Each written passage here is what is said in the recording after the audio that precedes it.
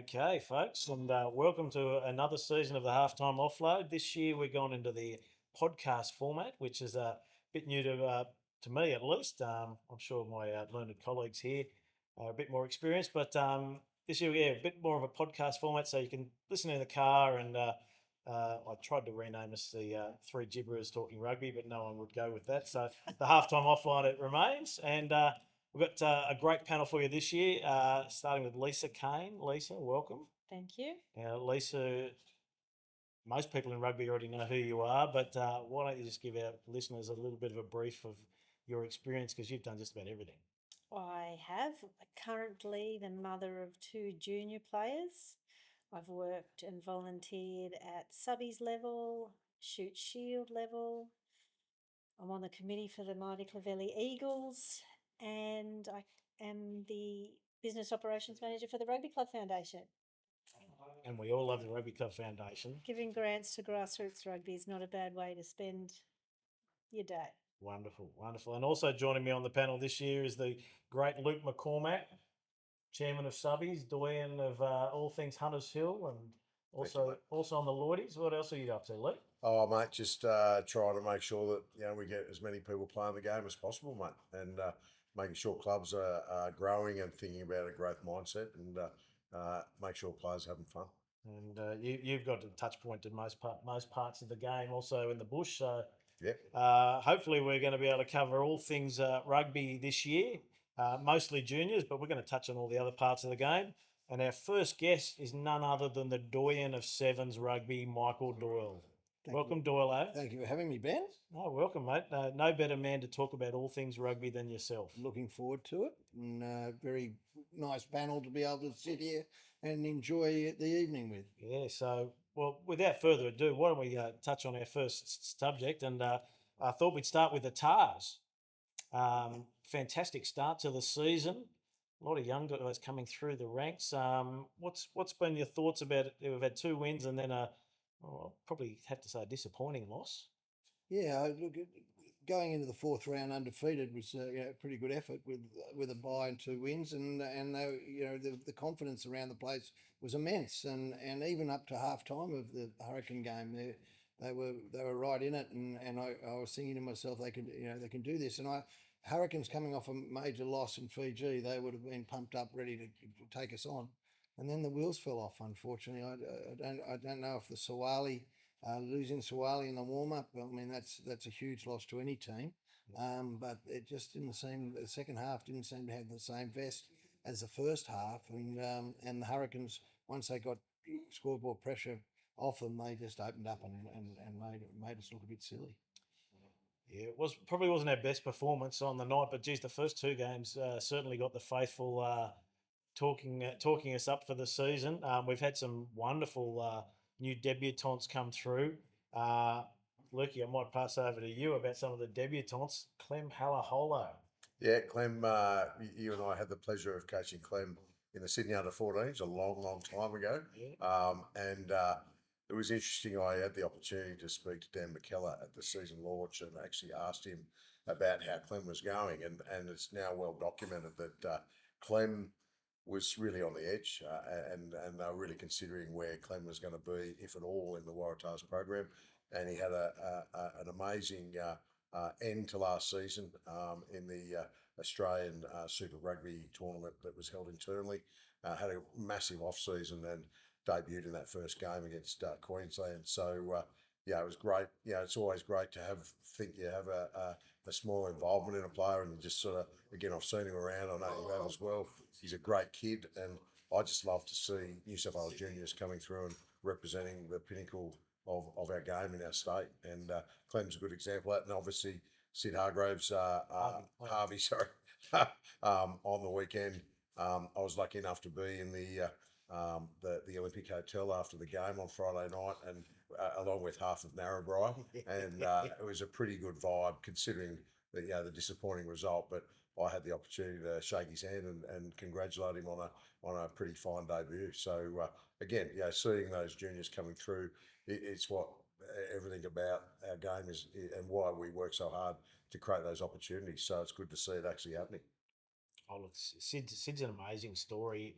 he's come through that non-traditional pathway. He's a country boy, gone through the country rugby pathway, but he also went through the CHS pathway, which for the public perception of that, you've got to go to a private school, that sort of stuff. He's showing that that's not the case, and boy from the bush done good, and he's a great kid from a great family, and Lisa, was awesome to see him, his debut. I thought he was one of our best. I loved it.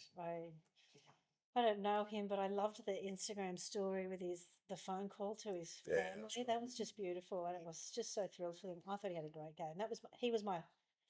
I had two highlights that day, and he was one of them. What was the other one? Well, you asked me to wave a flag Yes, for the Guard of Honour. that's right. We had Which Lisa. was great fun. And- I'd never been asked to do that before, and I enjoyed it immensely. We did have a bunch of wonderful female volunteers who all came and did the Guard of Honour, including the Harvey mum, sister. It was awesome. Two sisters, Yeah. two sisters. They were both there, so it was awesome. And Martha Harvey is a story in herself that she plays for the women's team, and she was the best footballer in the family until Sid left school, and unfortunately, I think it's pretty even at the moment. I'm not going to take sides.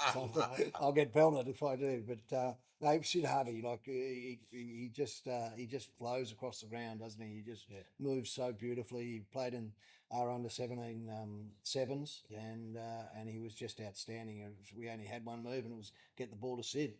Yeah. And that was the type of way that he's dominated all the football that he's played so far, and hopefully he can be a long-term Waratah. Look, there's plenty of kids in there, and I call them kids only because of my age, but there's plenty of young players there who are in the TARS environment at the moment that have all come through our New South Wales juniors pathways. Luke, we had Teddy was in the team, Jack Bowen, Joseph was selected in that team. Lots of kids that are all coming through pathways, and we all love those touch points that we all have, but it shows that these pathways are working, and it's long may it rain to get these kids coming through and playing in a TARS jersey. And they all come from different areas and different backgrounds, and the one thing that brings them together is that pathway to rugby. So, do you reckon we've got any Wallabies bolters in the TARS at the moment? It's hard, isn't it? I only can remember their last game, which was disappointing. But there's some young kids. I think Teddy Wilson's playing unbelievable footy. I think he's a threat every time he comes onto the field. And I think if it wasn't for Jake holding him back, because Jake's playing as well as he has anyway, I think Teddy would be one there that would probably go. Yeah, no. The only thing I'd add, he's not a bolter, but Max Jorgensen is playing as good as any winger in world rugby at the moment. I first selected, I think. Unbelievable. Just the great thing of the last couple of games is the crowd had just come to life. Not just in numbers, but they're actually part of the game, which wasn't the case a couple of years ago. And when Jorgo gets the ball, the octave, the octane hits, and the crowd go berserk. Yeah, it was like the old days with Israel getting the ball. Everyone kind of leans forward out of their seats and knows something's going to happen. Yeah, and knows something. He's going to do something. So he's an exciting player. I mean, so Ali was going so well as well. Everyone was saying he wasn't getting enough ball, and but there was tactics there that he was taking 3 defenders off the other guys and give Max that opportunity to get one-on-ones, and so it was working. So he'll be a big loss. I don't know how we're going to fill that position there. That's a tough one. Well, George Pullman came on and he played really well in that Oz Pacific series at the end of last year. Yep. Another Hunters Hill boy there, Lukey, just to throw that plug out there. He's a good player. Tough to get told you're making your Waratahs debut, 20 minutes before kickoff. It changes the preparation. And then there's Clem, I suppose. If you look at the forward pack, he's got to be considered. Like he's flying out of his skin. Yeah. Got to run on Waratah. We can't do much more than that. But there's a lot of back rowers around the other franchises as well, so we're pretty good there. Going well. And some of those New Zealand sides been beaten early in the early rounds were as interesting. It was interesting as well. I think that's a good sign for us as well. Well, look, it's a good segue to get us to the next game. Is the Junior March Past against the Blues. We're expecting probably 65 the junior club teams from around the state to all come and participate in the march past around the field before the game. Hopefully, get 2,500, 3,000 kids there, which the atmosphere should be fantastic. And the Waratah Walk, which Doyle, I know that they started last year, we're going to hopefully have 400-500 kids all line between Rugby Australia and the stadium for the Waratahs to walk out. If that doesn't give them a pump up, nothing will. It's my favourite day of the year. The march past, you just see the kids' faces as they walk onto that field. They just absolutely love it. And I still get people walking up to me, who are 30 years old, saying I was out there when you in the march past when I was beautiful. 15. It really is nice. Were you running that one back then? I think I've run a fair few of them. I can remember a couple that got out of hand, but that we'll leave that alone, I think. But this one looks good. Yeah, no, looking forward to it. So, There's something special about being in a stadium. Oh, yeah. I've worked final series in the stadium, but it does still stepping onto the grass is Yeah. something special. I'm no cricket fan really, but I got the chance to step out into the middle of the MCG. Yep. It's spectacular. It's no wonder the kids love the march Yeah. past. Yeah, as you said, the Guard of Honour as well. It gives you a buzz, doesn't it? It really did, and I wasn't expecting it to. It's Every really time. amazing. Every time that happens, I get a buzz out of it. right, well, Shute Shield, just around the corner, another season.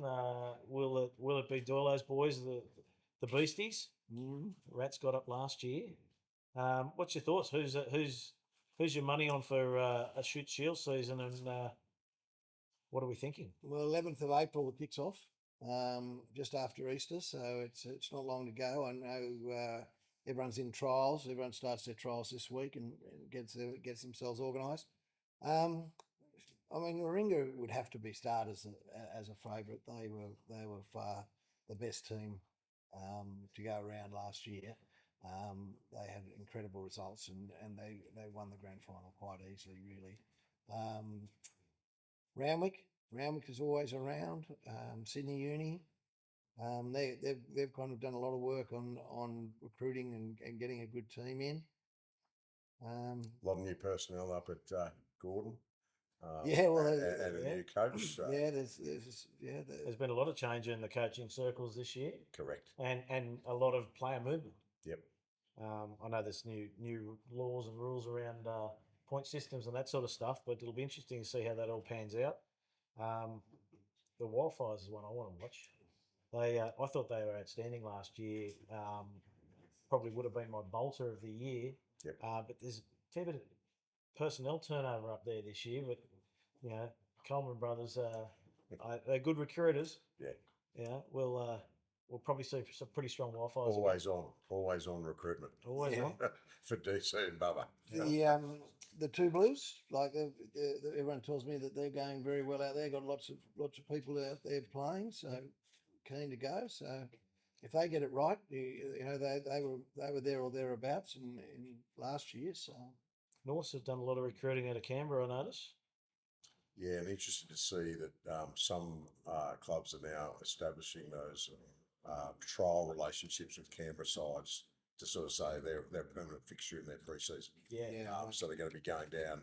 I think Norths went down to play the Vikings, and I think Gordon played the Owls on the weekend, and they're sort of looking to lock those fixtures in. Yeah. But mate, what I'm hearing, which I'm excited about, is apparently Colts numbers are strong from a number of clubs. Yeah. And that's great, and that's what we want. We want to make sure that all clubs have got a good, strong Colts program, and those players being prepared to graduate the grade. And if they don't make it to grade, then they're always welcome to come and play Subbies and continue their dream. Well, before we get onto the Subbies topic, who's your prediction for the Shute Shield this year? Question without notice. I'd be shocked if I didn't say. We already know what you were going to say. East Rugby. So when I looked after the Shute Shield, I was neutral always, but I did have a soft spot for the well-run clubs. Yep. But I did also always want to see someone new win. There's nothing worse than running a final series and having the same two always in it. And one year we famously had the same two clubs in all 4 grades. It just doesn't have the same excitement factor. So I will back someone who hasn't either won for a while or ever. Okay. So there's about 3 or 4 there that I would be really happy to see take the Shute Shield home this year. Are you prepared to isolate that to one? No. Okay. I got to say, I think it's going to be a pretty even comp. East, Randwick, Warringah will all be strong. I think Gordon will be very strong. Yep. Uni, it's interesting. We've got 3 Eastwood coaches around other clubs other than Eastwood. Yep. So that will be an interesting dynamic. But I think the Shawmen are going to be up there. I just think they've recruited pretty well. They've got a number of the new TARs all there, and when it comes to the end of the season and those blokes are coming back, I think they're going to be pretty strong. Yeah, mate, I have to stick with Warringah just on the basis that if you look over the last 5 years, last year they won the Kerry Chigrovsky Cup. They won Colts the year before. They've just program up there has been second to none. Good Colts And, program. Good Colts program. and they're reaping the benefits. So, I think if you're a Ringer fan, you should feel confident that you're in an era, and they're 1 from 1, right? So I think they're not going to be satisfied. They really want to continue and create something special. So, fair play to them. Righto. Subbies. Right. Close to your own heart here, Chairman Yes. of Subbies. Yes. What's going on in Subbies land that we need to know about? So a couple of things. I'll start with the Joy Johnson Cup, which is our women's competition, women's tens. Mm-hmm. We started that. This will be its 4th season of Joy Johnson Cup. When we started the first of the last 3 seasons, we had 3 clubs involved. Linfield had 2 sides, St Pat's and Newport, and we weren't quite sure that where it was going to go. This year we have got 22 separate clubs that are in the comp, and having looked at the data, what we know is that it is actually not to the detriment of any other competition. So we're not sucking players out of Premier Rugby clubs. These are typically new to the game players, and that's exactly what we've tried to create, an entry-level competition where young women and maybe not so young women that want to be involved in the game can do so in a safe environment.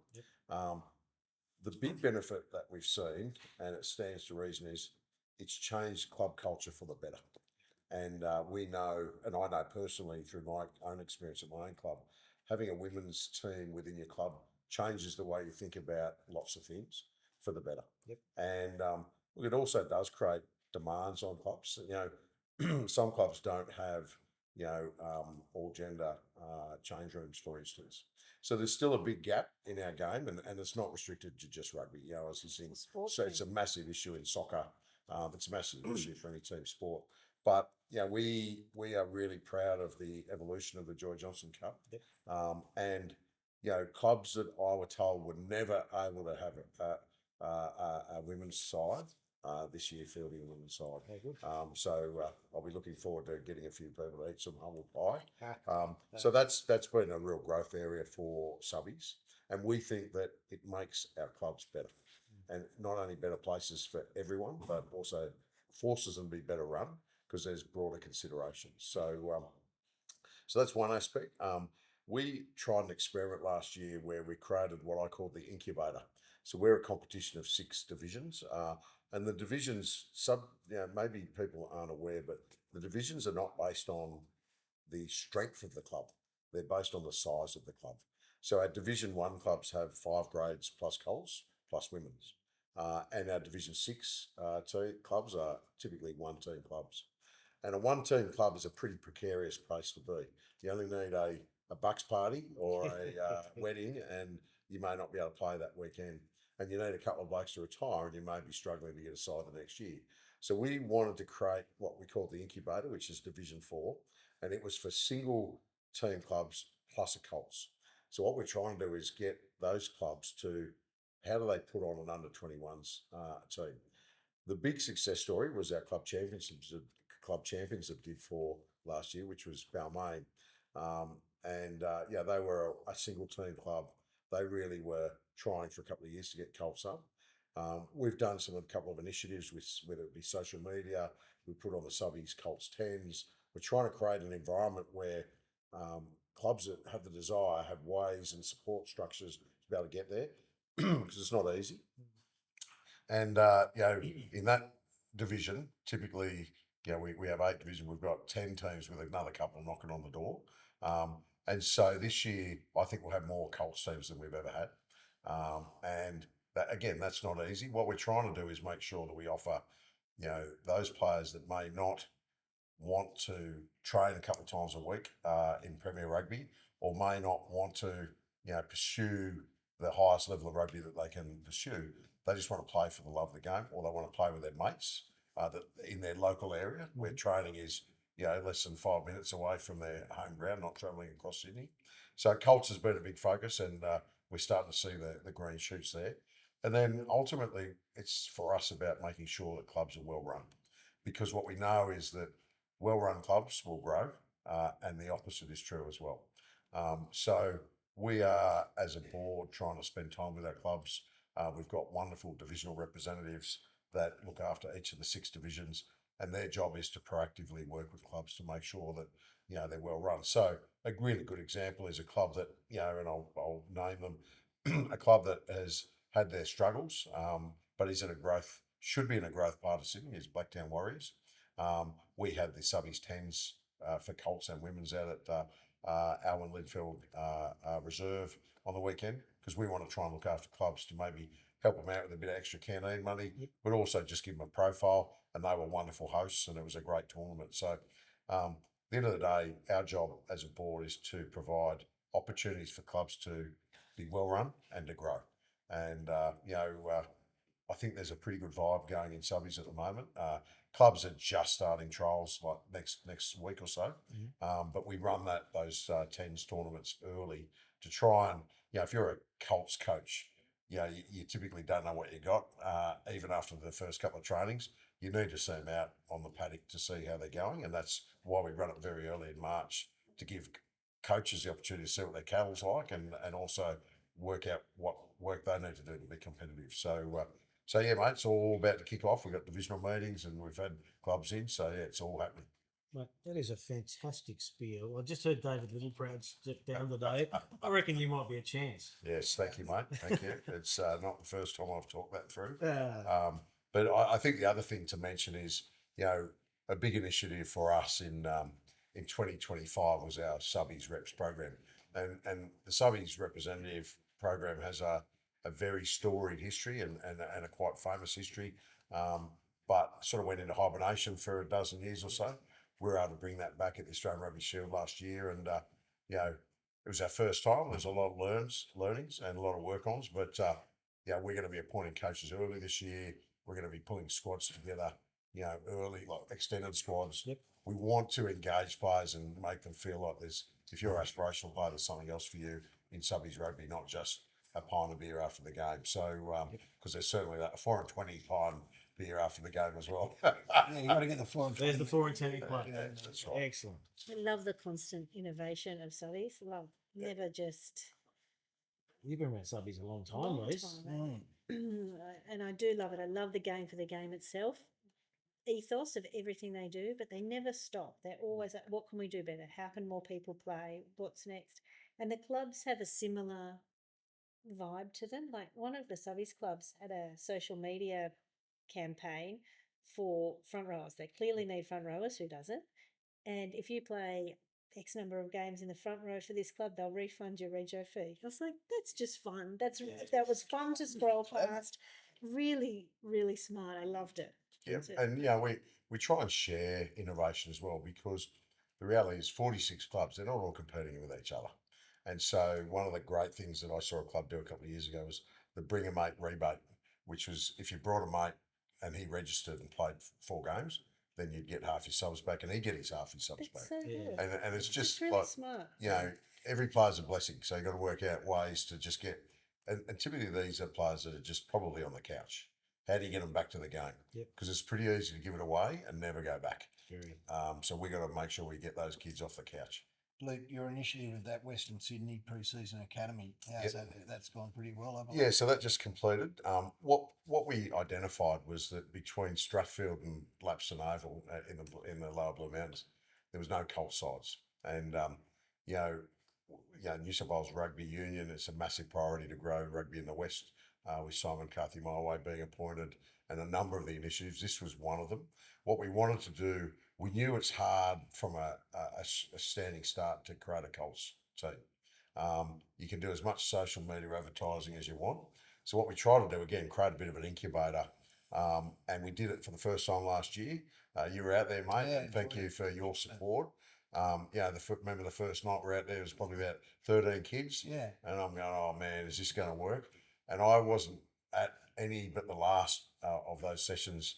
And I drove up to Tweedale and I saw 100 plus kids on the paddock. Yeah. And I just went, wow, look what we started with and look what Ben's done to it. And again, turned it into adding in the opens from the juniors.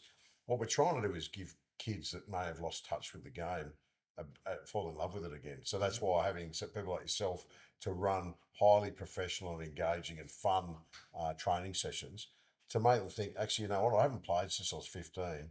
Now I'm 20. I'm at the prime of my physical life. I should be playing a team sport. Mum and Dad want me to play rugby. I might get off the PlayStation and give it a go. And so the good news, the great news is that we have, for the first time, a new club in the West, Rouse Hill Renegades, fielding a Colts. They were in the Subbies Colts 10s the other day. And I'd love to take full credit for it, but it's really a lot of credit to the crew out there, that the club have really worked hard. But we just got to keep reminding the cattle, the players, that rugby is an option. And by doing it, and giving them a barbecue after the game, giving them some good merch, and just say, actually, you know what, there's enough excuses to get off the couch. So, mate, thanks for raising that because, again, it's a great partnership between Subbies and New South Wales Juniors, because we've got to be doing things that just give people an excuse to get out.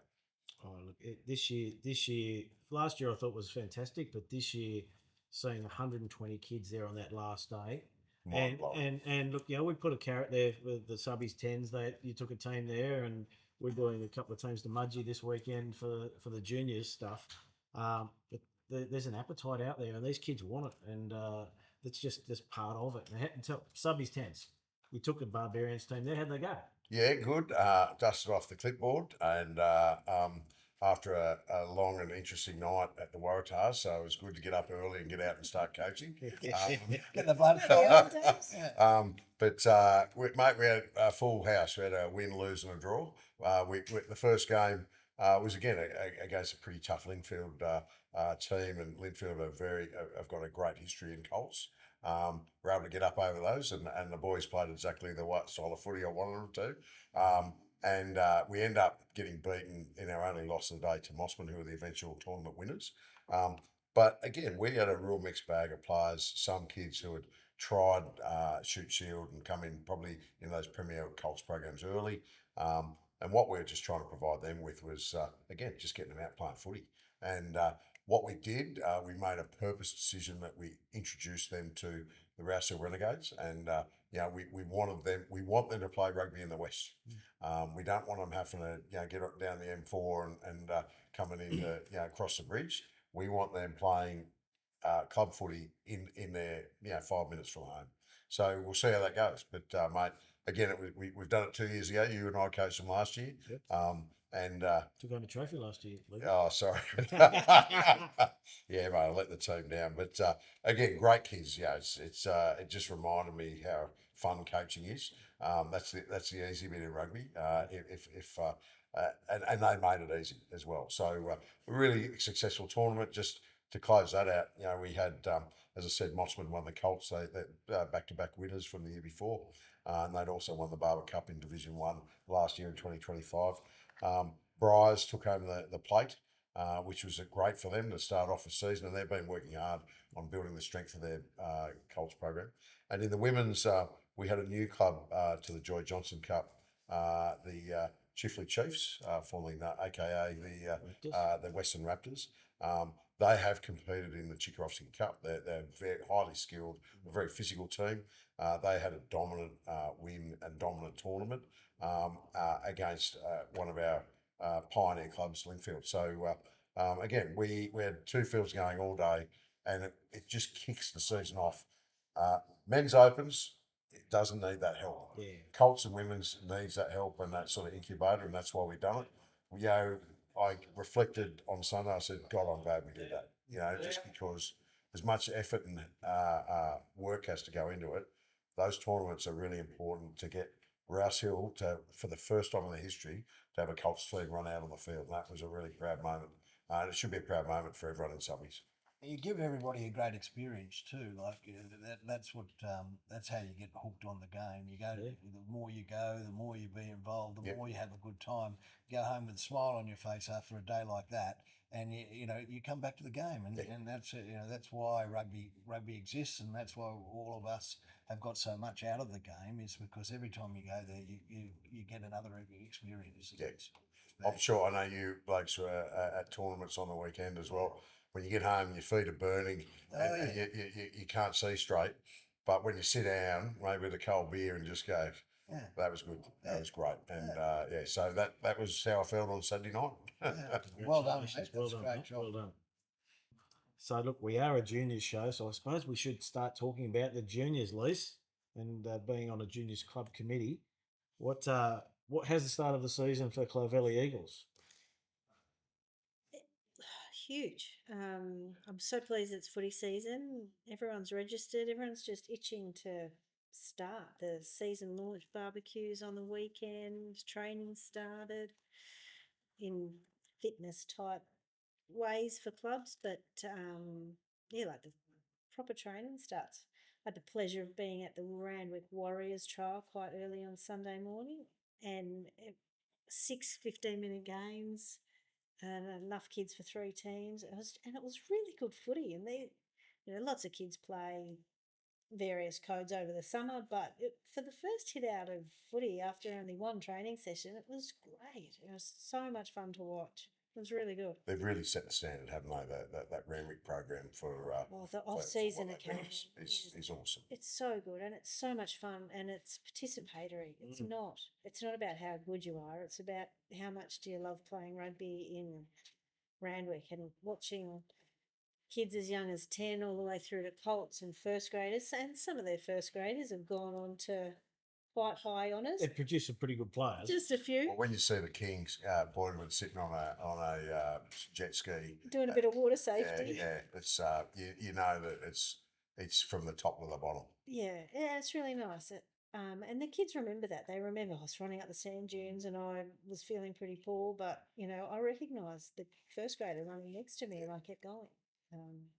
They certainly have that academy. It's probably a dozen years now that they've been running that, and Jimmy DeBoe. they have done and Jimmy DeBoe's still there. Yeah, the great Jimmy They've DeBoe. done a wonderful job, and as you said, it's participationary. It's not just for the elite player, and they've got a wait list 50, 60 long every year. It's harder to get into than buying World Cup tickets. Like, if you're not on it, you just miss out. That's hard. That is hard. And I love it because they take attendance, but they properly take attendance. And if you're not up to scratch, then you don't come back, and somebody from the Well, you're taking someone's spot. Yeah, exactly. So an opportunity from another kid that might really love it. And there's that bloke that we used to have on the show last year. Is he floating around down at Randwick, Jack? Yes, he was. He was Shout out, Jack. Making sure that the various selectors and volunteer administrators had enough caffeine and things, doing the good things. He's a good man. He loves his rugby, Jack. So look, you mentioned there's the start of the season and that. We just had 2 tournaments on the weekend, which touched on a little bit of seniors, the LS7s up at Tuggerah and the Central Coast. Doyle and I were up there running that for the Lloydies tournament, and it was fantastic. It went really well. Lots of youth teams up there across the boys and the girls, and they came from far and wide, and they were just there throwing the ball around, having a great time. Yep. And for my sins, I'm on the board of the Lloydies, and it's our marquee event of the year, and I think what it represents is a great partnership between New South Wales Rugby Union and the Lloyd McDermott Rugby Development Team. We brought in 80 kids from around Australia. Some of them had never played rugby before. Some have been in the program for a couple of years. Some of them have actually played at Australian schools. So it's a real mixed bag of talent. But what we do know is if you get them in the right environment, they'll shine. And I think we're having got out of the way. It's a big lift for the Lloydies, and again, not possible without the work that yourself and Doyle and their team from New South Wales Rugby Union put in. But the reality is that it's about creating again that experience of playing rugby, having fun with your mob, and working out okay what's next. And that's the big challenge for our organisation to create those maybe what I call alternate pathways. Well, look, shout out to Andrew Orr, the president of the Lloydies, and Brett Gallagher, who was the acting general manager who ran the off-field stuff there. It was a team effort, and they really big day up there. Yep. And our other one was that we had the Tri-Tag state champs, Tri-Tag being the non-contact form. We had the state champs there, and that's a mixture of club and schools teams across boys and girls. And I think we had a record 45 teams this year, which is fantastic. We had our first schools team win a championship in Knox Grammar. So congratulations to the Knox boys. And look, we had minis there playing, and we had an opens team that had to have 3 under 14 kids on the field the whole time. That is my favourite event. Like, to me, that's what the Tri-Tag non-contact is all about. You got your mums and your dads running around with the kids on the field. It's every club should be embracing this as their off-season product to keep engagement with their families, because it was really good, and the rugby was sensational. Like you see if you haven't seen Tri-Tag, watch a game. You see the rugby in it in about 2 minutes. But to watch some of these mums and dads running around, didn't lose a hamstring, but I thought we were very close. But no, look, congratulations to everyone that played, and it was a really nice sunny day till about 1 o'clock when the heavens opened, and we finished in a torrential downpour. But that's rugby. But another great experience, like we keep talking about this, and it keeps coming back up. Both totally different tournaments from a Saturday to a Sunday, but involving so many different people and so many different people from so many different areas and places, and it's something that rugby has that's very special. It is. Like, there's a place for everyone. It's one of the things I love about it. Mm. And look, there's plenty going on around our Sydney Juniors, New South Wales country, and schools are all gearing up for their rugby seasons in various ways. So if you haven't got a club and you're thinking about getting down, make sure you contact your local club ASAP, because training has started and registrations are open, and we love to see you out there playing the game that we all love. And also the thing about that, Lisa just said, that it's something for everybody to do. So if you don't have to necessarily be a player, you can get down there, be a team manager, get on the canteen or get involved in a different way as an administrator. You can do all those things, and you just become part of a really good community. And it's coach. All those things that you can do, and that brings you into the community and gives you a great experience. Yeah. And look, and if you are an aspirational player and you've got your sights set on higher honours, the pathway changes that have come across clubs and schools in the last few years are second to none. We've got some outstanding times. You mentioned the Australian Rugby Shield in the seniors, but Australian Schools Rugby Championships, the RA Nationals, boys and girls. We're going to have a National and 15s invitation hosted in Sydney this year for the girls. Those programs are building. Yep. And our juniors just have so many opportunities that just didn't exist 10 years ago. Correct. It's fantastic. Even your Tri-Tag branching into the next age group up, like that wasn't even an option. No. Last year. No. And look, we had a bunch of girls playing Tri-Tag at the Waratahs the curtain raiser last week, when they all walked away with big smiles on their face and all had a great time. There's so many different opportunities, and growing all the time. Growing all the time. Seeing a need, giving people more opportunities. It's amazing. Well, that's probably a really good segue, Lise, into our special guest's pet subject. Yeah. Sevens. Doyle? Right. Well, we've just gone through an incredible period of sevens rugby in senior competitions right across the state. Kiama Sevens was a record number of teams down there, and I was down there and it was incredible, just seeing so much rugby being played, but on 2 fields. It's a huge achievement. They've been there over 50 years down there, and It's just the best weekend, isn't yeah. it? Like, just, footy season started. Yeah, When you're at Coyote, Coyote, it's like the start again. Yeah, and then we've also kept our pathway going for our under-18s and our under-16s, who were picked from the state championship last year and other areas of rugby. We've grown 2 groups in those age groups in both boys and girls, and we've kept them going this year because there was a change in the pathway, and we had to create a bit of a pathway, and we're working really hard to give them the opportunity to play sevens at the highest possible level. And we're excited because we look like we're going to go through this year and go to the global sevens with a New South Wales under 18 and a New South Wales under 16, both in boys and girls. So that's going to be really exciting for our kids, and we've involved a hell of a lot of people hell of a lot of players who come from all over the state. And it's worked a treat, and we've really got some really good players coming through. Yeah. So Doyle, you mentioned that we've now got a consistent pathway across New South Wales that's independent, not reliant upon any other states or Rugby Australia. We can basically give our New South Wales aspirational sevens players a pathway to a global event. Yeah, I think that's very important. I think you've got to have a carrot at the end, and we used to have the Battle of Brisbane and a Battle of the Border, and we also used to have national championships. Those don't exist anymore. So to keep people interested in the game, and there's a huge hunger out there for sevens rugby. We put some ident days on.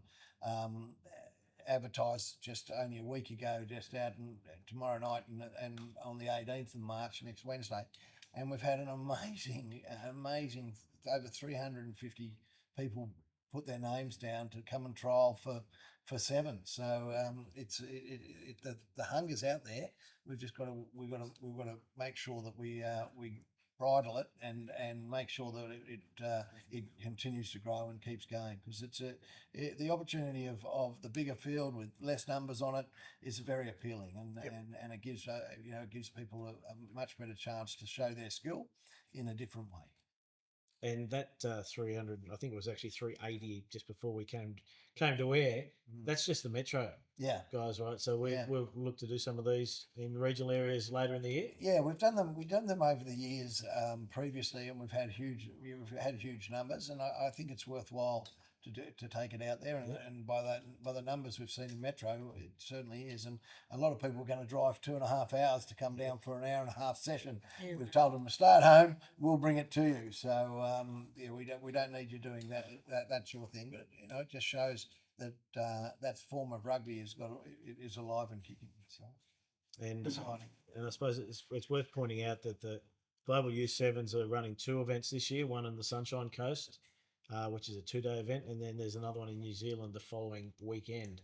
So hopefully that means we'll see a lot of teams come up from northern hemisphere, and make a 10-day trip of it and get two solid sevens events in their tour, which would be fantastic for us.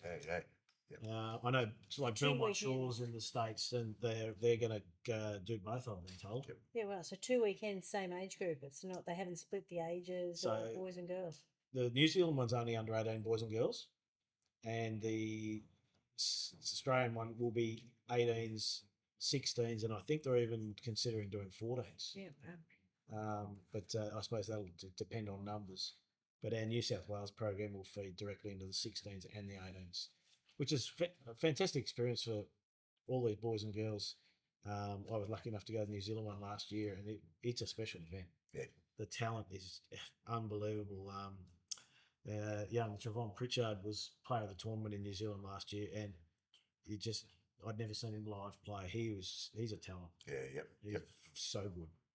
So this is what we're going to put on offer for our boys and girls. So and we started with the state championships, and have been terribly successful over the years in Foster and now in Mudgee. It was probably the most exciting weekend of the calendar for me. The Mudgee one, when it just worked so perfectly with those beautiful grounds up there, and everybody was so happy with the way it went. So that'll only grow, and the sevens is, as I say, is another opportunity to play rugby, and it's on it's going well. And what time of year is that state champs now? So it's October. Okay. Yeah. So at the end, it's the first weekend of the school holidays after term 3. Last weekend now. Oh, it is the last weekend. Last That's week. right. Sorry, was the first weekend, and it's the last one this week. And someone told me you had like 1,500 players. Is that right? Yeah, about that. We Yeah. had 121 teams. That's just crazy. Yeah. And again, just shows that people, you build it and they'll come. Yeah. It was a record number, and I'd be very surprised if we don't eclipse that this year. Yeah. But an interesting piece which Doyle hasn't touched on is that this year, for the first time, we're going to have Sydney and country sevens teams picked, which we haven't. We haven't. Yeah. That's going to be the start of the pathway. I certainly can't remember that in my time, but so the kids will go there, and instead of just being selected in a possible probables, there's going to be a Sydney team, a country team.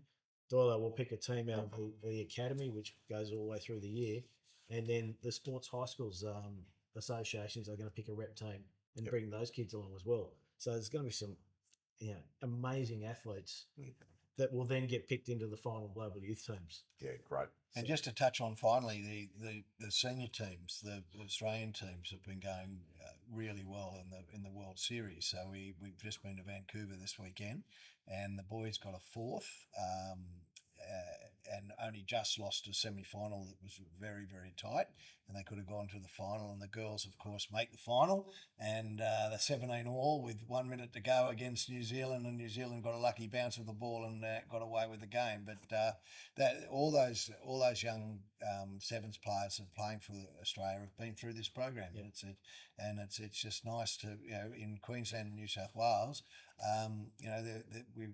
we have this ability to make Australian players, and of course it's an Olympic sport, which is a huge carrot for a lot of people, and some of these kids that are in their academy today in 3 or 4 years will be in Olympics, playing in an Olympics. So it's pretty exciting. Well, we're on the cusp of, just from my involvement with the Lordies, entering a First Nations and Pacific side in the Hong Kong Thames, which is like anyone that's been there, it's the toughest Thames comp in the world. And again, being able to take not the top of the tree, but taking those players that are aspirational and that need that broader experience in a top level competition. And again, they've come out of sevens, so that's something that we wouldn't be able to do without the support of New South Wales Rugby Union as well. So that's exciting. That's great. Beautiful. So Doyle, we're just touching on the sevens piece. I know we're taking a girls' development team over to America in the start of April, and we're playing 15s games bookending, but in the middle we're playing a sevens tournament against Belmont Shores and Shockwave Academy out of Queensland, which happened to be in America at the same time. We're going to be over there. But tell me what your thoughts on sevens v 15s for the girls in particular. How do you see that evolving? Well, it's a great introduction to girls to come into our game, because it's, as I say, it's not as combative as 15 on 15. So it as an introductory game for and I believe that the future of our game in participation is in girls and women, and I've been a believer in that for a couple of years, and worked as hard as I possibly can in that direction to get as many girls and women playing the game, because I do believe that it's got so much to offer them, and then, as Luke said, to offer what they bring into our clubs and into our communities. It's interesting because World Rugby would want to continue with the 15 aside, and yet they run a World Series with 7 aside, and so it's a difficult. You've got to drive you've got to drive both sports. Personally, I think we could divide the two and have two standalone sports.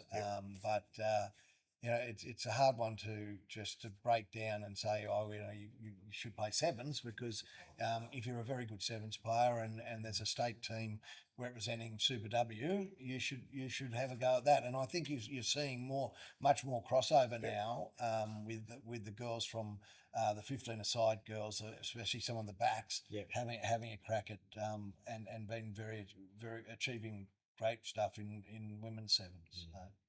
Well, it's difficult when you've got critical mass at certain areas of the state. Then when you've got girls that want to do both, it's very hard to run them parallel. Yeah. Because as you mentioned, you've got girls who might be good at both in the backs in the 15s, or a really handy sevens player. That sort of finding that sevens window, which I think Rugby Australia and the States we're working towards, is that sort of end of September through to February is really the sevens window. Whether or not that's being pulled off correctly, I suppose, is up for debate. Yeah, no, I think that's probably the time that it fits in the best.